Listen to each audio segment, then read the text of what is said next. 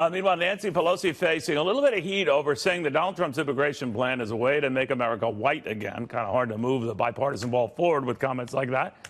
To the Center for Immigration Studies Executive Director, Mark Krikorian. Mark, very good to have you. Do you see a deal cobbled together here? I mean, between the two sides, their political rhetoric notwithstanding?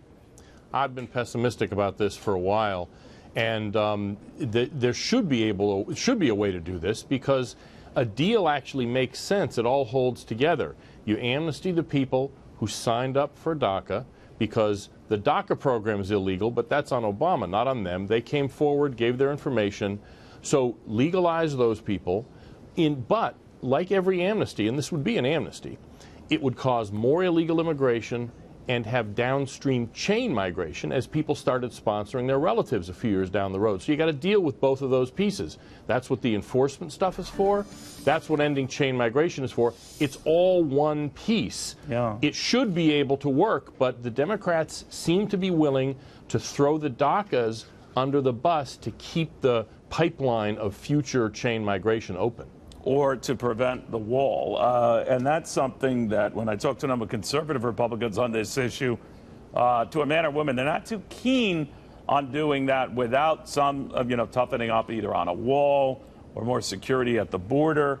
But that's the one thing that makes some Democrats recoil. So where is all this going, you think? Interestingly, though, remember, during the shutdown, both Chuck Schumer and Luis Gutierrez over in the House both said they would reluctantly live with the wall. I remember quite well. Remember, then Gutierrez, they took that out. Then Schumer took that out. Right? Sure. But the point is that they're willing to cave on, I think. It's future immigration that is key to their political prospects, as they freely admit, to import more voters and more clients but Mark, for big government. Can't, any self-respecting Democrat on this issue is going to have a hard time saying how he or she voted against something that is going to secure potential citizenship down the road for 1.8 million people, right?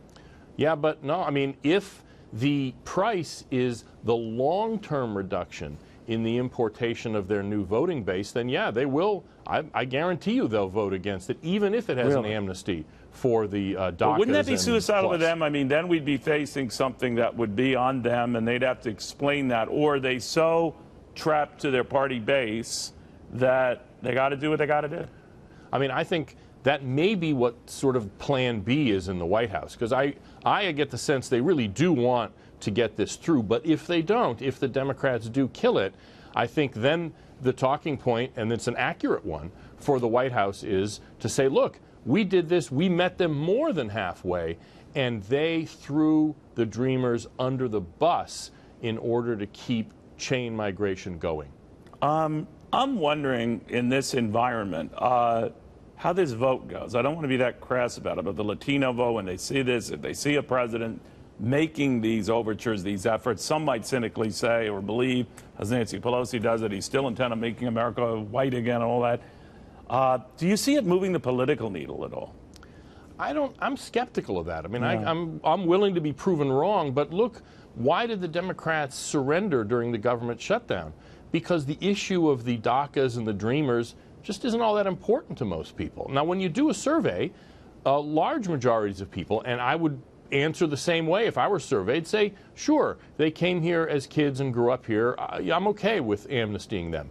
But how important is that to most people? It's not very important, it seems to me. Yeah. And so I don't know that one way or the other it's going to have much political effect for the White House. Yeah, I think what people discovered, even those advocating it, it's not worth shutting down the government. Right, exactly. So weird stuff. Mark, always good. Thank you very much for clarifying a couple of things.